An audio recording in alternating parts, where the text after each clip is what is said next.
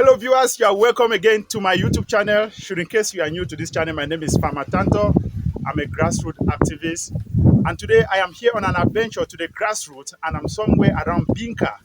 Binka is one of the villages in the northwest region of Cameroon, and today I am out to explore what farmers are doing, and I'm in one of the farms that is being operated by an amazing guy. So we'll get to see him. He is a farmer. When I say I'm a farmer, there are farmers who are more than me, and it is high time we need to share their stories. Remember, I told you agriculture is the future of Africa. 60% of arable land in Africa is unexploited, and yet we find a lot of young people migrating from the rural areas to the cities, of which there is wealth in the soil, and that is why we want to change the narrative and encourage people to come back to the soil. Just join me and let's go see what this young man is doing, and you'll be inspired by his story. Wow, Yeah, good to see you, bro. thank you. Nice to have you. Wow, thank you so much. Yeah.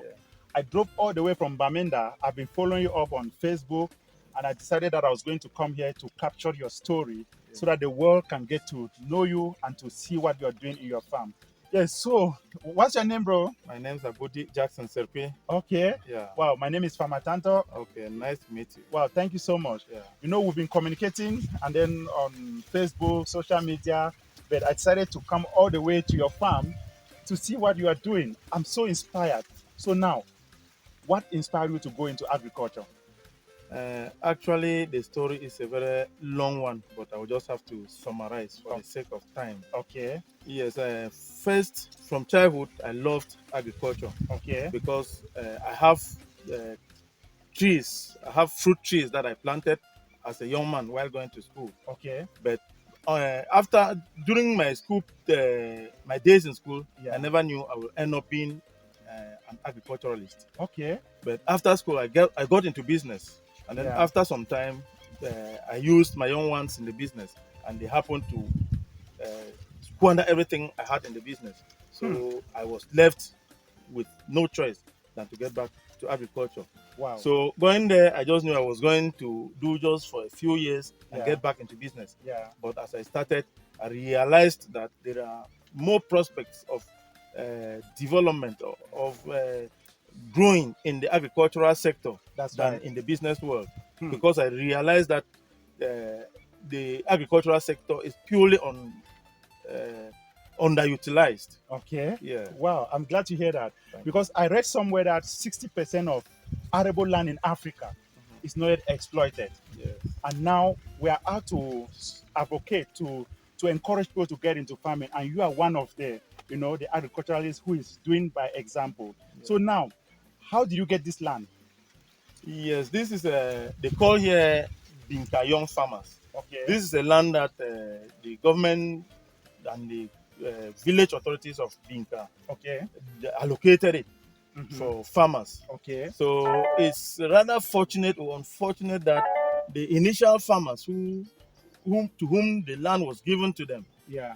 they did not have first the means, Okay. second the intellectual skills Yeah. to till the area, Okay. because the farm sizes. Imagine an individual owning of close to 4 hectares land, Okay. that you don't have something like a tractor, you don't Yeah. have the means to be paying labor, Yeah. and then you don't have the means to use it to buy that organic manure or fertilizer. That's It right. becomes very strenuous. Even at times for them to transport their crop is also a difficulty. Okay. You can see there is a neighboring farm there. The person is unable to just till it. It's just there like that, latent. Wow. So this land was given to you by the village authority. Actually, I bought it from the initial owner, Okay. the person to whom the village authority gave to. Wow. I had to buy it from him since the person too was unable to manage the land. Wow. So what's the surface area of this farm? The surface area of the land is 3.6 hectares. 3.6 hectares. Yeah. And what are the kind of crops that you grow here?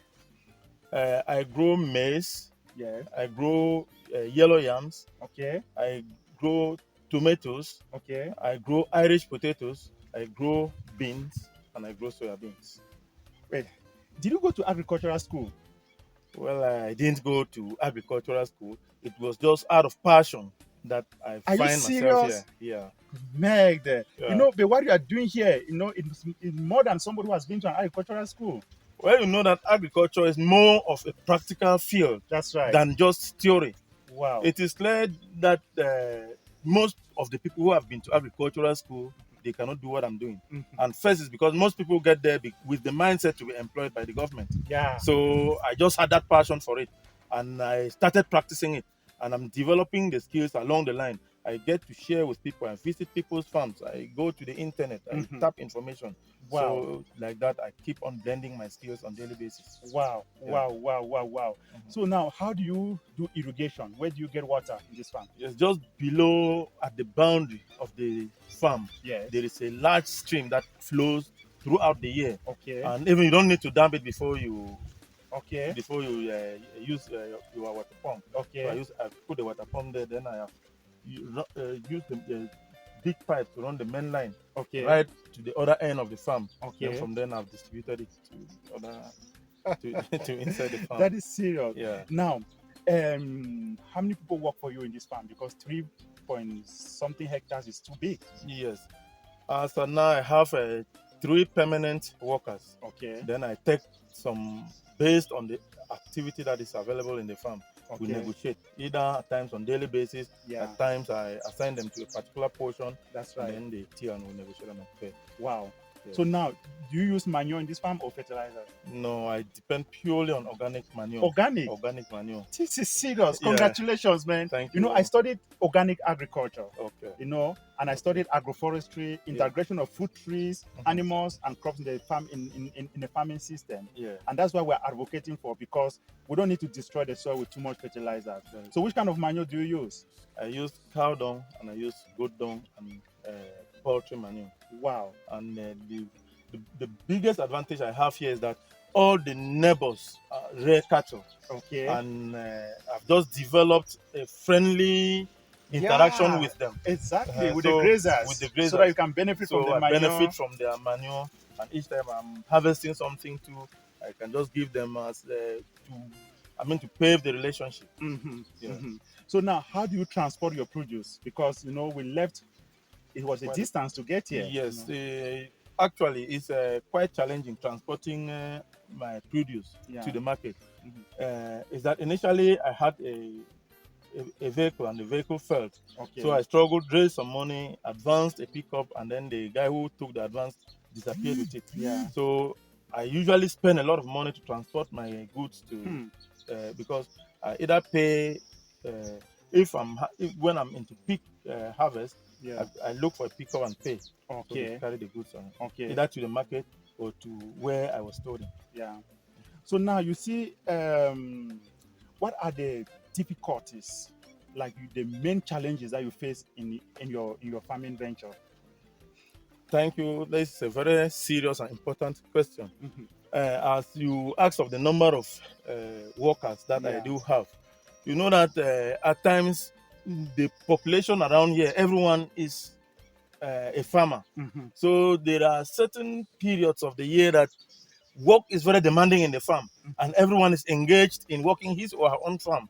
So it gets very difficult to get someone who will come and assist you in the farm. So maybe it like that you might have a delayed season. Yeah. You might delay because if a portion you intended to plant something, say tomatoes, meanwhile you had timed it so well and it delays for more than 2 weeks, it can even be disastrous at the end of it because tomato is it's a crop that the price fluctuates. Yeah. And so once you time it, maybe you fail not because of other reasons, but just because you didn't have workers to work your farm in the right time for you to plant, then it becomes very challenging. Wow. So in my mind, I have it that if means be, I will look for a small tiller. Okay. There is this small power tiller that you can use it. You till even the wet land, you till with it. Yeah. Even the dry land, you till it with it. That one will reduce my labor need and probably bring some sort of efficiency. Because even the 3 permanent workers with that power tiller, you can use it to till, and then they just do some small corrections around. Okay. Yeah. Wow. Where do you see your farm in the next 3 to 5 years? Well, it's just because of the means. Yeah. Because as I had said about using mostly organic manure that I get it from neighbors. Mhm. To get it from neighbors too at times is a little bit challenging Yeah. because there are other farmers who need it, Yeah. and the people have other friends. I'm not the only friend to them. That's right. So if I beg this year from a particular person, maybe next year we'll say, okay, I will give another friend. I will not only concentrate in giving you. Mhm. So maybe you will need to go and create a relationship elsewhere, either at a distance, Mhm. and to get it from there and transport is also challenging. Mhm. So I thought that if there is a means of me raising a poultry in my Okay. farm, Okay. that it will have a lot of advantages to me, because first, I will always be there 24 and 24 That's right. because of the poultry. And on the whole day, you cannot just monitoring the poultry. Yeah. You will do that, just glance at the farm, That's right. and then it will bring a lot of effectiveness. So the manure from the poultry will be getting into the farm. Then from the farm, you will use it to work corn, use it to work soybeans, Yeah. and then the soybeans you use it to compose the feed that you will be feeding the poultry. Wow. And like that, you will be recycling most of your activities. You Wow. get manure from the poultry to the farm, and you Mhm. get poultry feed from the farm to the poultry. Wow. Yeah. You know, when I look at the topography and the nature of your farm, a lot of things begin to come into my mind. How you can integrate your farm to be like an eco-tourist destination, Yes. where you can build farmhouses. You know, you can integrate fruit trees, the animals. You know, like the poultry you are talking about, Mhm. and you can even design a fish pond where the stream is flowing. You can design a fish pond there, Yes. and then this place can be an eco-tourist destination where international volunteers might want to come and live Mhm. and work with you, Yes. because the work that three hands are doing, if you have three more hands coming, you know, to do the work, you have to scale up.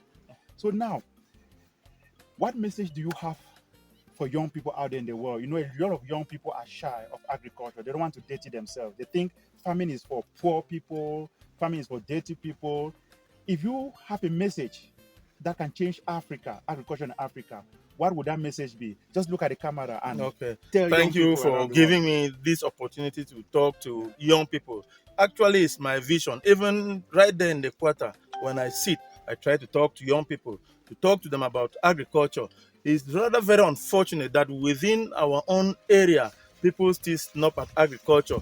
I tell them that this is all what we have. This is all what we have. As you had mentioned somewhere that about 60% of the arable land is unexploited. I want to add something to it, that not just unexploited, but yet we are staying on it and we go to import food that is not produced by us. You see, I had spoken to people that how can you be staying in the farm, you go to buy huckleberry? How can you be staying in the farm, you go to buy maize that is coming from elsewhere? We need to do that and feed ourselves. We need to do that and create some sort of employment for ourselves, because I feel very comfortable with the proceeds that I get from my farm. I'm able to educate my children, and I'm able to even plan a better future. It's just that I had better visions. When I keep talking to them from my own perspective, it's like some of them, they want to see me going very high before they could give a listening ear. I said, well, I would rather be teaching now by examples. So I'm trying to look at prospects where I can raise my farm to a level that I myself, I will be very comfortable with the way I live. I will be very comfortable the way I do my things. Then from there, I will begin to tell them, because it's like they don't want to listen. It takes them a lot of time to listen to those who are doing agriculture, because they look at agriculture just like the way our old mothers used to do. And then since they were just doing it traditionally, they were just doing it without a vision. They didn't know anything even about agribusiness. They didn't know that you can generate money from the soil. For instance, we have passed a portion up there which have reserved it for tomato cultivation. I know the season that I'm timing. If I do it successfully, it will raise me huge sums of money. But very few young people will know that you can work even a particular item and gives you 1 million and 1 million plus. Wow. In this our own village. Wow. So as you said, well, I will keep preaching and I will keep working and doing it by showing them by example. That's But I right. prefer teaching by example. Wow. Farmer Jackson, As from today, I'm going to call you Farmer Jackson. Thank you, Welcome Papa to the Tanto. club. It's Yeah, it's been my pleasure having you. I'm so I've heard honored. so much about you as you introduced yourself. We've been discussing online, Yeah. and I've had this opportunity to meet you right in my farm. So Wow. I'm just so grateful. I'm just so grateful. Wow. It's just that I didn't know you were going to come this time around to reach in my farm, but I hope someday we'll have better opportunities to meet, Exactly. and you even see other activities that I carry out within I will the place. always come back again No. because you are the future farmers of Africa. Thank you, You sir. know, I'm just there. My goal is to bridge the gap between grassroots initiatives Yeah. and probably funding agencies, so that funding agencies can come right to the grassroots Yeah. and support those making a difference in Africa. Okay. It's time to let them shine. Yeah. Thank you so much. Thank you so The much. world has listened to you, No, I'm grateful. and the future is bright. Thank you very much. Thank you so much. I'm grateful. Ooh, wow. Hello, viewers. When I was a little kid, like 4 years, 3 years, 4 years old, what attracted me about agriculture was the smell of corn. Every time I smell corn, wow, I could stay the whole day without eating. You can imagine that.